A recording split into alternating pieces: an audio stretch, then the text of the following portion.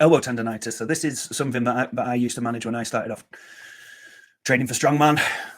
I remember when I started, I couldn't, like, I was always jealous of people doing push press from the rack and doing overhead and strict press from the rack. And this was something that I couldn't do without pain. I remember like starting off, and I was pretty strong doing bench press, but I just couldn't do the overhead repetition work without pain. So what I found that worked for me to allow my elbows to reduce inflammation was a massive thing that helped me was actually learning to train on a setup where I eliminated the eccentric. That was the biggest game changer for me in terms of training. So I'd be doing, like, say, axle log and making sure that I could drop it from overhead. So it was obviously fatiguing in terms of, because I was having to learn how to clean, but like for every rep. But this gave me the benefit of getting really, really efficient with my cleans as well. But in terms of recovery, it allowed me to gain more work at any given percentage and be able to recover, because I was just accumulating concentric fatigue rather than doing the eccentric. Because if you think about it, a simple way to think about it is people think when they do like, say, even a push press, or like, say, a jerk or a push press, using leg drive to propel the weight overhead. But then when you lower back down to your shoulders, you're predominantly using your upper body to lower that weight down overhead. So if you're getting technically better at push pressing and jerking, and therefore facilitating heavier weights overhead, then obviously as you get more skillful and handle heavier loads, you're going to be putting more stress through your upper body doing that eccentric. So using this little trick can be an absolute game changer without necessarily addressing anything specific in terms of rehab or anything. So yeah, so if you have the axle, getting a setup like an Olympic weightlifting platform, or drop pads are absolutely brilliant. I'm a massive fan of drop pads, just because it kills the weight dead very often, and just basically allows you to get more volume in any given weight without accumulating the fatigue of chasing the weights around. So yeah, that's great for axle and barbell. And then log, getting a set of pads. So I recommend the MST Systems pads. They kill it really well. I also like the Mirror Fit pads that just literally can drop from overhead, and it just kills it, and you're ready to go into the next rep. The best thing that I've used for dumbbell is the MST Systems pad, or I think now the you can get them from Cerberus, the same design. And if you're on a budget, getting a couple of sofa cushions and just taping them together, or putting them in some kind of casing, works brilliantly. And I sometimes still use that for dropping dumbbell when somebody else is using the drop pad, for instance.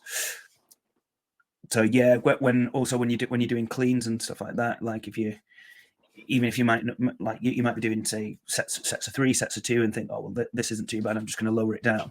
Like, actually just getting in the habit of focusing, accumulating the work on the concentric, and then dropping the eccentric.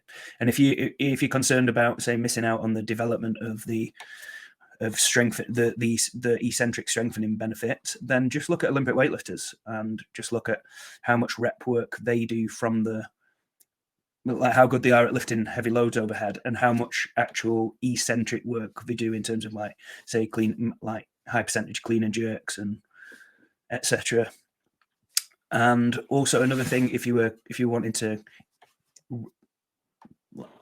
take the clean out and just do the upper body portion, or the overhead from shoulder to overhead portion, training with jerk blocks is absolutely fantastic, and an absolute game changer for if you're wanting to still keep the overhead stimulus in at high percentages whilst prioritizing your recovery at the elbows.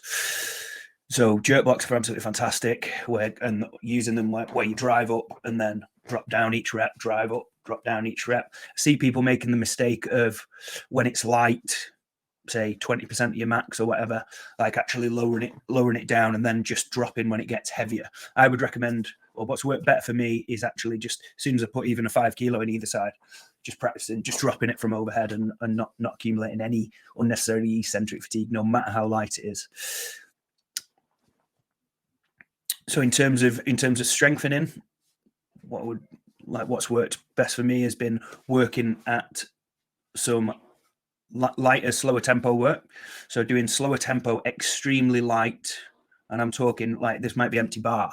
You might be talking empty bar on, say, strict presses, for instance. You might be doing, if you do an empty bar on a strict press, you do, like, say, 10 seconds concentric, 10 seconds up, 10 seconds down, and just take note of, like, make sure that that's not painful to start off with at the elbows. You might have to regress to a stick, like say an empty broom handle or whatever. You might have to just regress to just body weight. If you can't even take the weight of your arms overhead, like lying down on the floor and doing some IWTs, look that up on the floor, and then eventually progress back up to standing, then to a dowel or a broomstick, then eventually to a barbell, and just making sure that you, as a non-negotiable, when you're doing the tempo work and the eccentrics, that you're doing that is completely pain-free. Like, remember what you're doing. You're trying to build that threshold up, that pain-free threshold up. So if you're getting attached to certain weights, then and going over that threshold, then you're just going to trigger the inflammation again. So just keep it pain-free, and then strategically progress the load, staying below that pain-free threshold. And if you do the slow tempo up and down, you'll probably notice that, oh yeah, this feels really, really easy. And then you might find a certain point where you feel weak, or you start to feel low level discomfort. And when you do this, I'm a massive fan of using isometrics or using pauses around this position or just above and below. And again, you might have to drop the weight or change the variation again, make it like regress the variation a little bit, and actually go to this, use the tempo to identify that weak point, and then use the pauses to build up strength there and spend more time there at a strategic load that isn't triggering to your inflammation.